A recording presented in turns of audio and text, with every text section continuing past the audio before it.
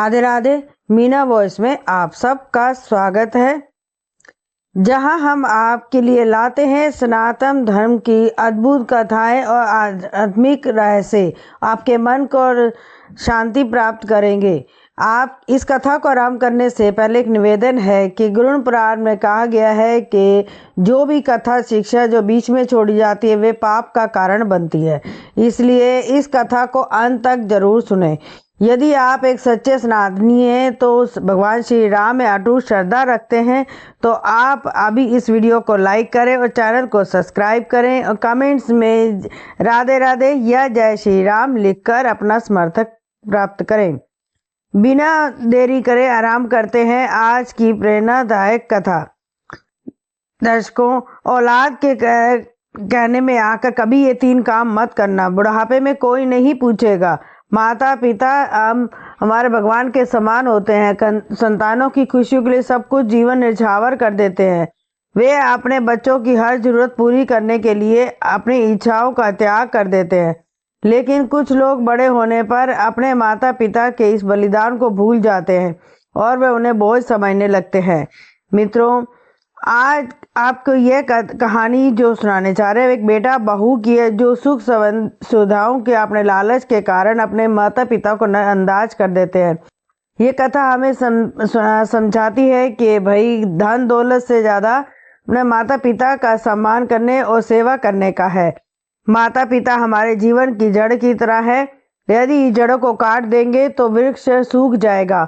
इसी तरह यदि आप हम माता पिता को छोड़ देंगे तो हमारा जीवन भी खाली अधूरा रह जाएगा।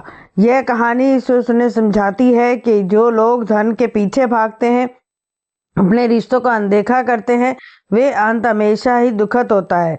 वहीं आप माता पिता के आदर करते हैं, वही जीवन हमेशा खुशहाल होता है। इस कहानी से हमेशा यह सीख सकते हैं कि जीवन में सबसे ज्यादा दौलत हमारे रिश्ते और संबंध है, ना कि पैसा। कार्तिक नाम का एक युवक शहर में नौकरी करता था और अपनी पत्नी महिमा के साथ बच्चों के साथ वहीं रहता था। एक दिन कार्तिक अपने दर से जाने की तैयारी कर रहा था। जल्दी में उसने अपने पत्नी से कहा कि मुझे देर हो रही है, जल्दी से टिफिन पैक करके दे दो। ये सुनकर महिमा चिढ़ गई और रसोई में बर्तन पटकने लग गई। कार्तिक ने यह देखा और गुस्से में पूछा कि अगर कुछ कहना है तो साफ साफ कहो, इस तरह से बर्तन पटकने का क्या मतलब है। महिमा ने ये झलक का जवाब दिया कि मैं कितने दिनों से कह रही हूँ अपने मम्मी पापा से कहो कि गांव की जमीन और घर बेच दे। तुम मेरी बात सुनते ही नहीं हो। तुम्हारी कमाई में आग लगी हो, जैसे आधा पैसा किराए में चला जाता है और बाकी बच्चों की फीस और शहर के खर्चों में ही खत्म हो जाता है। आखिर मैं क्या करूं? यह सुनकर कार्तिक और चिढ़ गया और बोला कि भाई मैं जो कर सकता हूं वही कर रहा हूं। क्या अब किडनी बेच दूं? इतना बड़ा फैसला लेने के लिए तुम्हें पूछूं? कि महिमा ने जवाब दिया कि नहीं, किडनी बेचने की कौन बात कह रहा है। मैं तो सिर्फ कह रही हूँ कि अपनी मम्मी पापा को समझाओ कि खेत और घर बेच दे। उनके गांव में क्या है, वो वहां आराम कर रहे हैं और यहाँ हम रोज की जरूरत की चीजों के संघर्ष कर रहे हैं। आखिर हमें भी तो चैन के जीने का हक है। कार्तिक ने नाराज होकर कहा, तुम्हारी बातों से लगता है कि मुझे जाकर मम्मी पापा से कहना चाहिए कि अपनी जमीन जायदाद बेच दो और पैसों हमें दे दो ताकि मैं अच्छा घर खरीद सके। ऐसा कह सकता हूँ? मेरी तनख्वाह में जैसे तैसे करके खर्च चल रहा है और तुम पैसे जैसा बचाना नहीं जानती, फालतू की चीजों पे खर्च करती रहती हो। महिमा ने तुरंत के कहा, शादी से पहले मेरा खानदान और स्टेटस क्यों नहीं देखा? मेरी किस्मत खराब थी जो मेरे पिता की दोस्ती से तुम्हारे पिता से थी, वरना मेरी शादी तुम जैसे आदमी से कभी नहीं होती। और हाँ, मैं तुम्हारी पत्नी हूँ, कोई खर्च करने का अधिकार है मेरे को। दोनों के बीच बहस बढ़ गई और कार्तिक इस तनाव से परेशान हो गया। महिमा की बात सही भी लगने लग गई।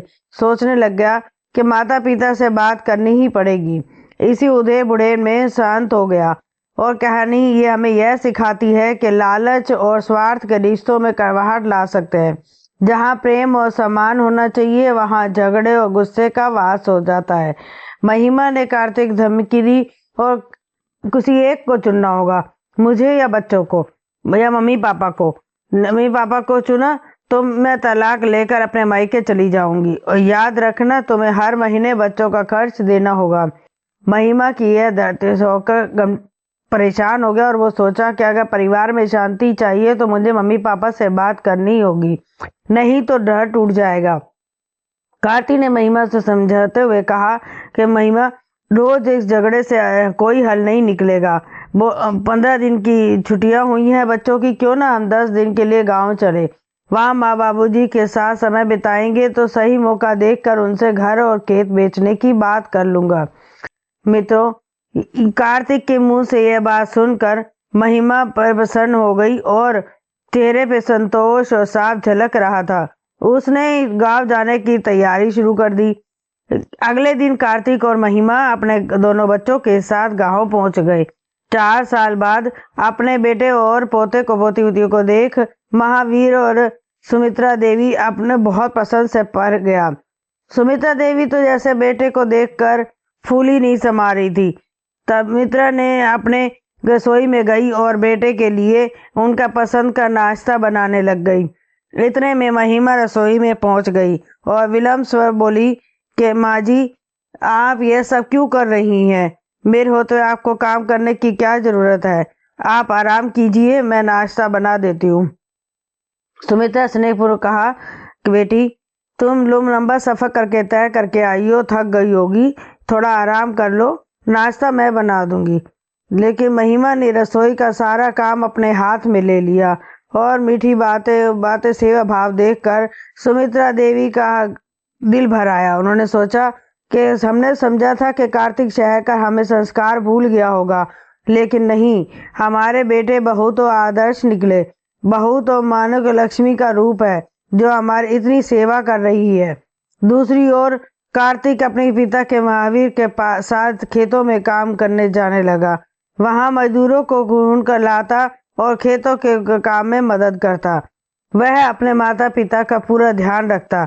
उधर महिमा ने सुमित्रा के देवी को अपने सास नहीं बल्कि अपनी माँ मान लिया। पूरे दिन के उनके इर्द गिर्द रहती और उनकी सेवा करती। महिमा रोज सुमित्रा के पैरों की मालिश करती और उनके बालों की देखभाल करती और उनकी पसंद का व्यंजन बना कर खिलाती। इन सब के पीछे असली मकसद कुछ और था।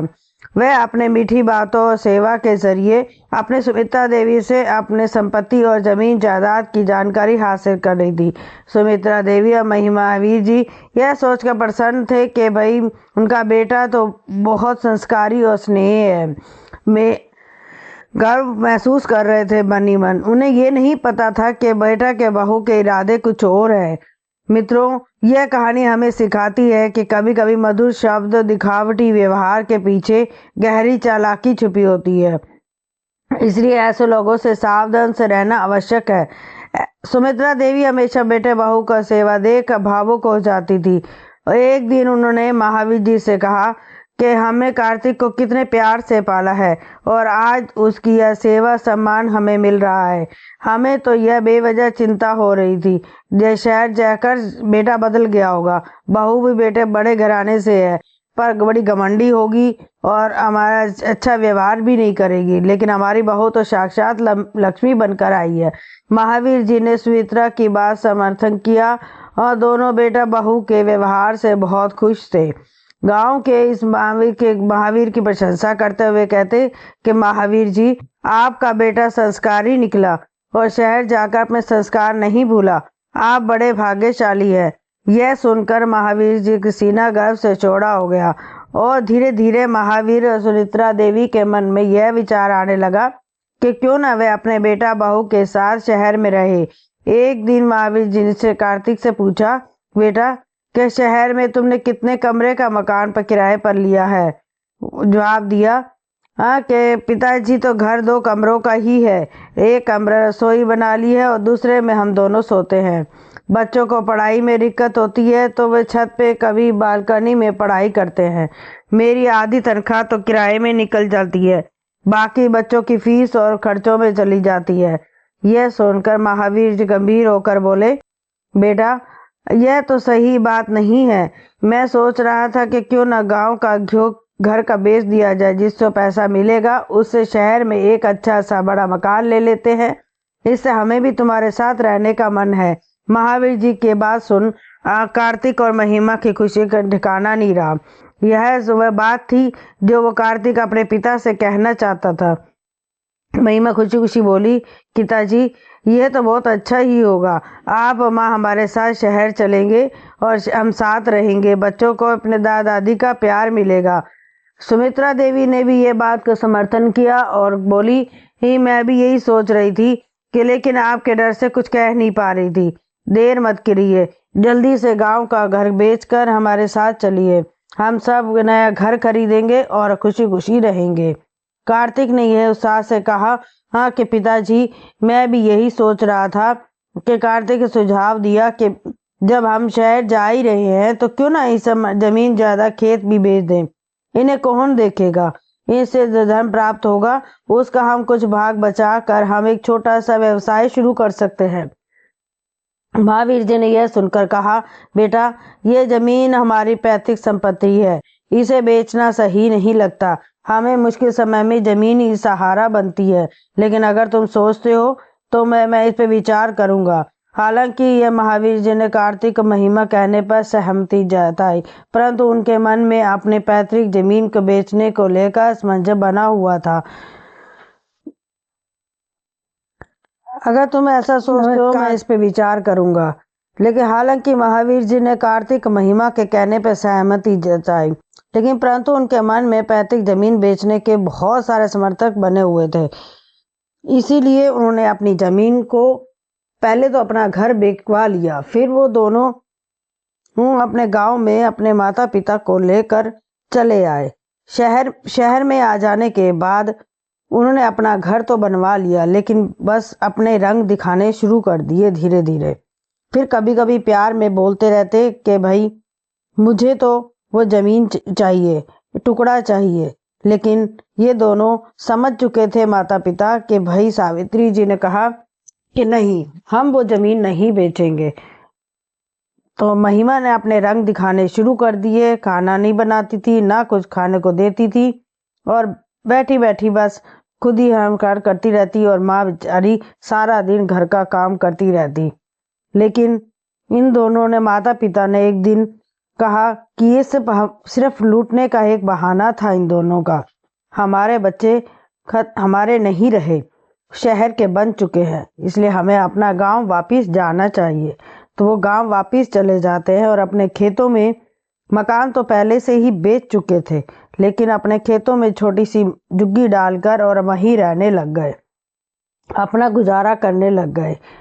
तो इसे आपको क्या शिक्षा मिलती है, अब आप बताइए कमेंट्स बॉक्स में, और लाइक एंड सब्सक्राइब करना ना भूलें।